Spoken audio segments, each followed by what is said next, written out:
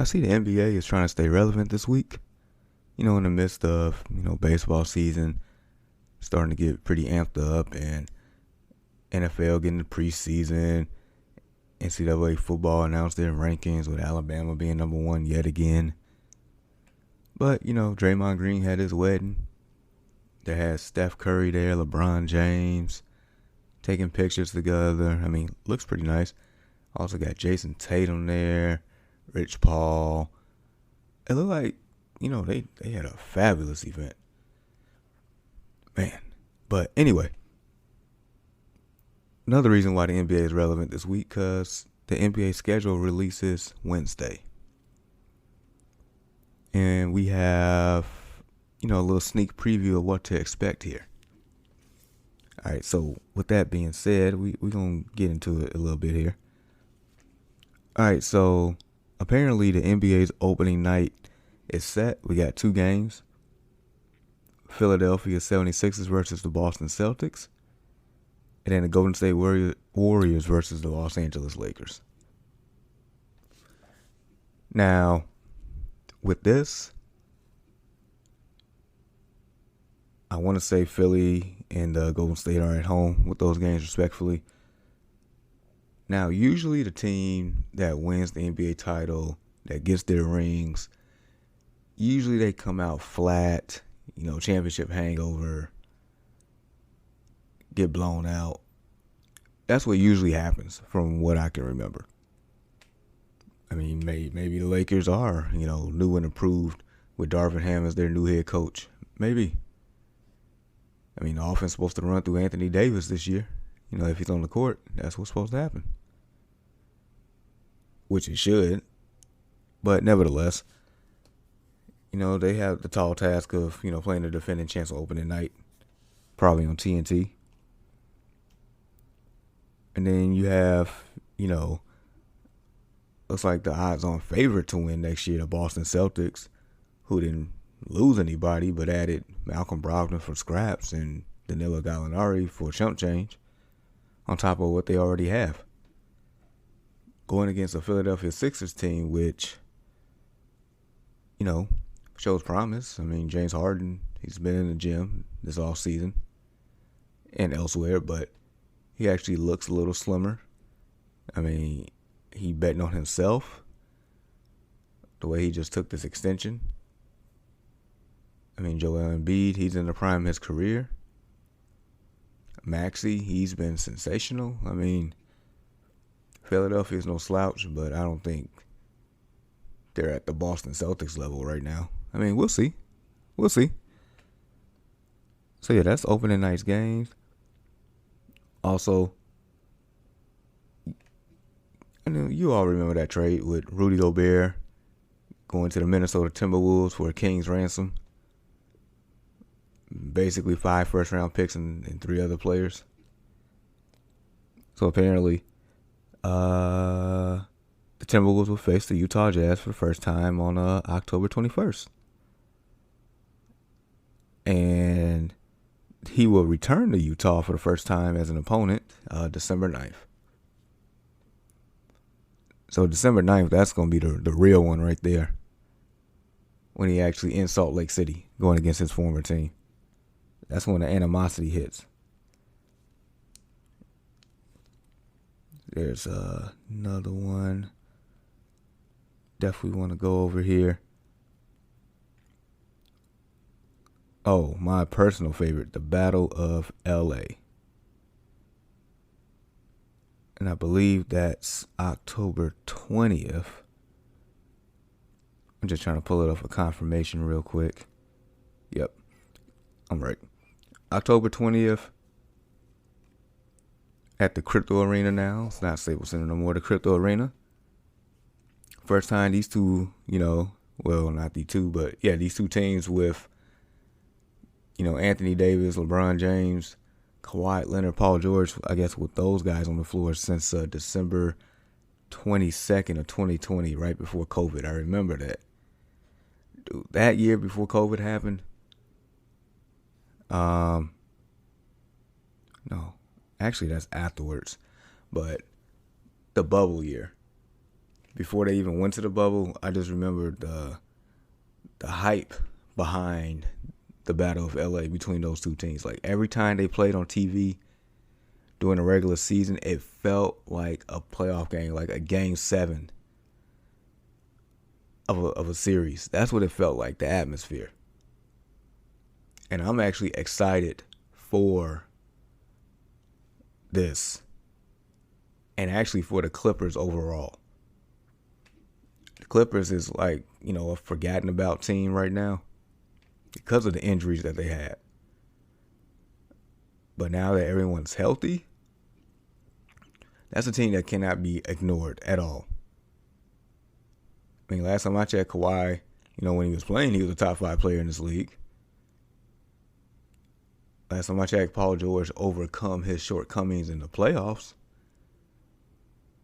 The last time I saw him out there, a couple years ago without Kawhi Leonard, he showed up. He actually got that bad perception out of people's heads. He actually showed up and played. You added John Wall, and for him to be in the third option, that's sensational. You got Reggie Jackson, Zubac. You got one of the Morris twins. Terrence Mann still there. Nicholas Batum. Team is loaded and versatile. That team should not be slept on at all. At all. So yeah, I cannot wait to see the, new and improved Battle of LA here. I cannot wait. And of course, they announce Christmas Day games, right? Always. So, there's always the 5 matchups on Christmas. And so I believe it's in this order that we'll see on Christmas. But Milwaukee at Boston. That's going to be fun. Philadelphia at New York. I have a bone to pick with that one. Phoenix at Denver. I mean, that's cool. I mean, that's all right. Lakers at Dallas. That'll be fun, I think. And the one that we wanted to see, because a couple of players wanted to see, Memphis at Golden State. That's the one right there. Because I remember on Twitter for the past couple of months, John Morant, Draymond Green, trash talking, telling the NBA, like, hey, set this up for Christmas, blah, blah, blah. And I guess, Adam Silver and the NBA listened. So therefore, we will have the honor and the pleasure to see the Grizzlies and the Warriors on Christmas Day. I'm for it. Now, Philly at New York, the Knicks. Why, oh why, are the Knicks on Christmas? There's plenty of other teams that deserve to be on Christmas besides the New York Knicks. We know this. The Miami Heat deserve to be there before the Knicks. Heck, my Chicago Bulls deserve to be on Christmas before the New York Knicks. The list goes on and on.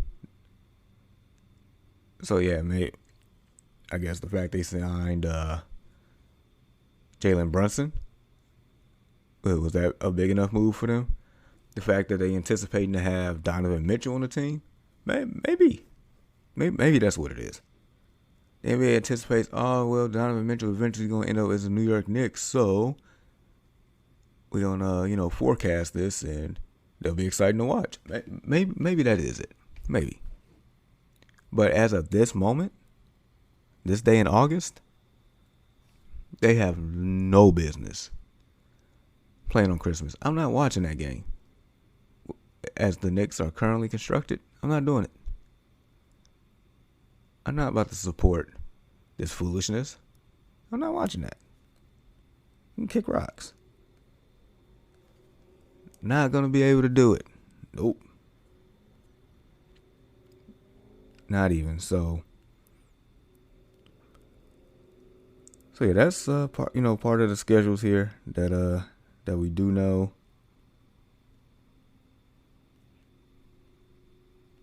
I'm trying to see if there's one other thing with these schedules that I'm aware of.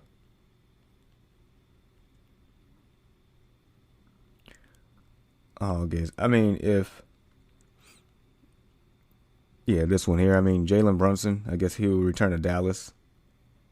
Face the Mavericks on December 27th. So, I guess after their Christmas game, they'll be flying straight to Dallas and I guess going against his former team. So there you have it. All right, just switching gears here. As you know, around this time every year, the NFL announces their top 100 players, and I believe is voted on by the players, by its peers. And so, like, through the coming days, we will learn, the whole list. But one, I guess, situation in particular that I guess kind of find out throughout the process so far is Kirk Cousins, who's been in the league for quite a few years now. I mean, who's had a solid season last year. I mean, to my understanding, he threw 33 touchdowns, only 7 interceptions, and finished top 10 in passing. But by the peers, he was voted, number 99. Mac Jones, who's going to his second year as quarterback. I mean, he did get New England to the playoffs, but I don't think they got in because of him. He managed his way through there from what my eyes saw. But anyway, the peers voted him 85th overall. So the fact that Mac Jones, who's entering his second year, by the peers is ranked 85th, and Kirk Cousins, who been in the league for a long time, put up great numbers last year statistically. It's ranked 99th overall. Wow. Now, as many times as I have called Kirk Cousins Mr. Empty Calories, which he is, he puts up meaningless stats. Meaningless. Got a coworker that once told me Kirk Cousins is good enough to lose you a game.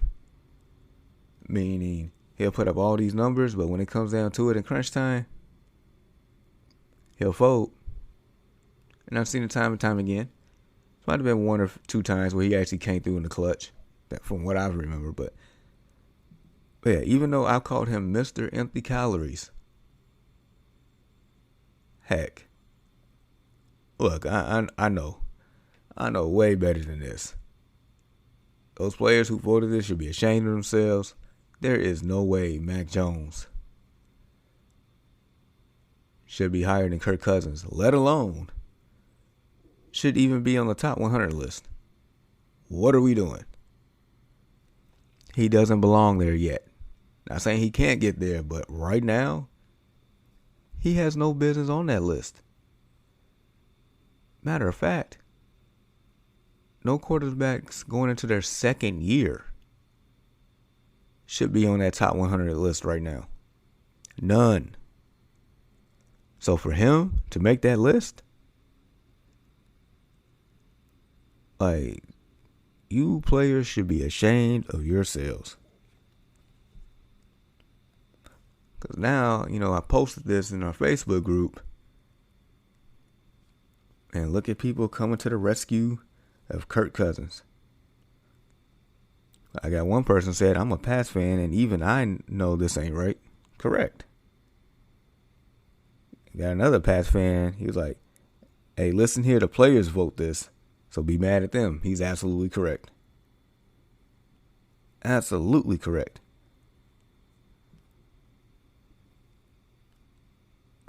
So yeah, that's trash. I don't get it. I don't understand it. I'm curious to see what the rest of this looks like. Something has to give. I just hope there's not much more blasphemy amongst the players on that one. Come on, man. There's no way Mac Jones is better than Kirk Cousins. Was it the fact that you all felt bad that Cam Newton kept calling that man mac and cheese? A backhanded compliment? Is that why the players are mad? Or maybe it was something Kirk Cousins was doing. Because, I mean, as we know, statistically, he puts up these numbers. But once again, like I said, meaningless. Maybe they know that he's empty calories and just had to put him on the list by default because stats says, well, we got to at least put him in the top 100. We ain't got to put him high. We can put him near the caboose. We'll put him at 99. That'll make him feel good. Pretty sure it did until he saw Mac Jones at 85. Pretty sure that's what happened. Once again, that's tragic. Tragic. But yeah, we're entering week 2 of the preseason. NFL season starts September 8th. We're almost there. I mean, I'm excited and not excited at the same time because, as you all know, my Bears are not. Like I said, I just want my team to play hard and show progression this year. I feel like it should by default because Matt Eberflus should be a lot better than Matt Nagy by default. I feel like the development of Justin Fields should be a lot better by default as well. I feel like the defense should play a little bit harder by default. Like, everything is by default because the culture is a lot better with the Bears right now.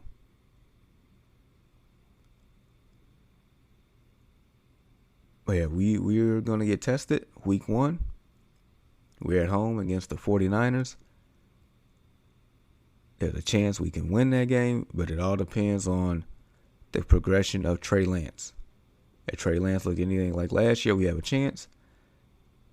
If Trey Lance, progresses and actually looks halfway decent like the quarterback that they drafted, it might get ugly because they have weapons. We don't. They have George Kittle. They have Brandon Ayuk. They have Deebo Samuel. A monster amongst men. That's who Deebo is. He's part of that group. I have a small collection of guys that qualifies for that, and Deebo Samuel is a member of that monster amongst men group. But yeah. Anyway, we'll get back into it Thursday. This is my time. Continue to rock with your boy right here on the No Offense Radio and the No Offense Network. Continue to check me out on social media. I'm talking about Facebook, Instagram, TikTok, Twitter. We're going to keep it going. As we get closer to the season between NFL and NCAA, we're going to talk a little bit more, dive into that. But until then, you all enjoy this lovely day in August. I will catch you later. Enjoy. Much love. Peace.